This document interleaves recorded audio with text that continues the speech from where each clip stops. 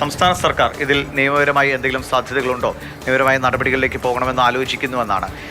എങ്ങനെയാണ് സംസ്ഥാന സർക്കാരിന് അക്കാര്യങ്ങളുമായി മുന്നോട്ട് പോകാൻ കഴിയുക?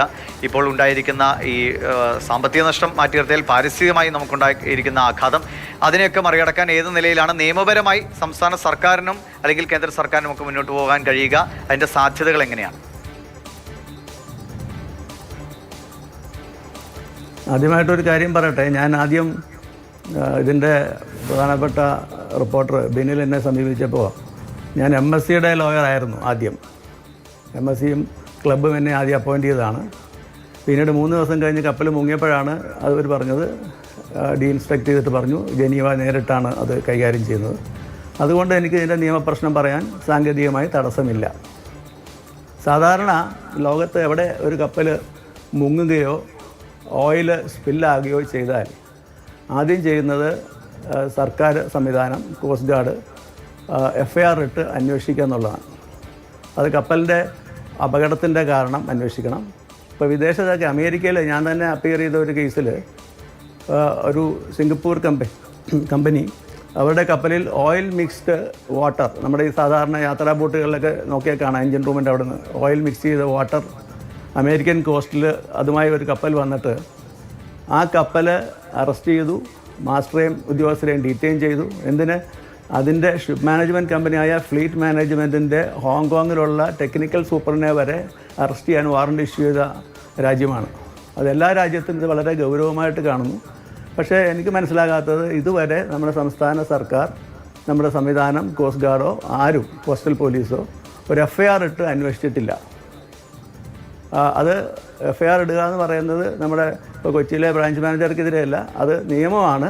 കപ്പൽ ഷിപ്പ് ഓണറും അതുപോലെ തന്നെ ഉത്തരവാദികളായ മാസ്റ്ററും എൻജിനീയേഴ്സാണെങ്കിൽ അവർക്കെതിരെ FIR ഇട്ട് അന്വേഷിക്കണം. ആദ്യ അപകടം.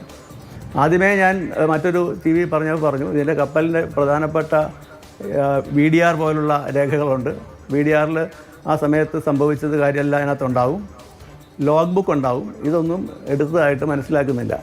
ഇതന്ന് ഞാൻ അഡ്വൈസ് ചെയ്താണ്. അതെല്ലാം സാധ്യമാകുന്ന ഒരു നഷ്ടപരിഹാരം അങ്ങനെ എന്തെങ്കിലുമൊക്കെ ഉണ്ടെങ്കിൽ അത്തരം കാര്യങ്ങൾക്കൊക്കെ ഇതൊരു തടസ്സമായി മാറില്ലേ നമ്മുടെ ഒരു ഈ FIR ഇടുന്നതിലൊക്കെ ഉണ്ടാകുന്ന ഈ ഡിലേ? അല്ല, FIR ഇടാമല്ലോ. നമുക്ക് പ്രൊവിഷനുണ്ട്. കാരണം ആദ്യത്തെ തർക്കം ഇത് 38 മൈൽ നോട്ടിക്കൽ മൈലിലാണ് മുങ്ങിയതെന്നായിരുന്നു. ഇന്നലെ MMD പറഞ്ഞപ്പോൾ അത് 13 നോട്ടിക്കൽ മൈലായി.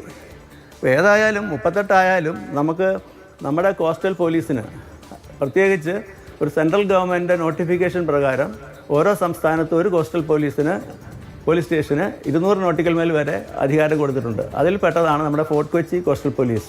അപ്പോൾ ഫോർട്ട് കൊച്ചി പോലീസ് സ്റ്റേഷന് 200 നോട്ടിക്കൽ മൈൽ വരെ നടക്കുന്ന ഏത് ക്രൈമിനും FIR ഇട്ട് രജിസ്റ്റർ ചെയ്യാം.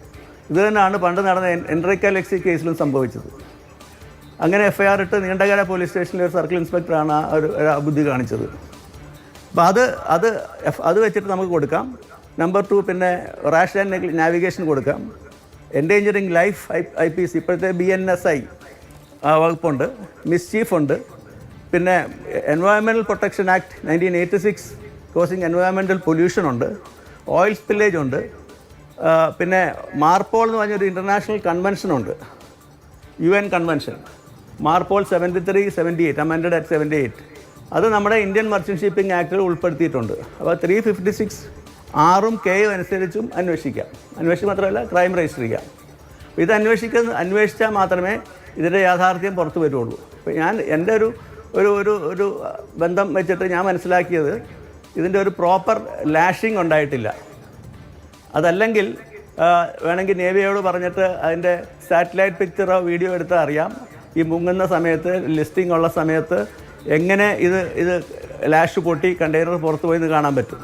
ഇത് നേരത്തെ പറഞ്ഞ റിയാസോ പറഞ്ഞ പോലെ ബല്ലാസ്റ്റിൽ വന്നൊരു കേടാണെങ്കിൽ പോലും അത് ഷിപ്പിംഗ് കമ്പനിയുടെ മാസ്റ്ററുടെ ഉത്തരവാദിത്തപ്പെട്ട കാര്യമാണ്.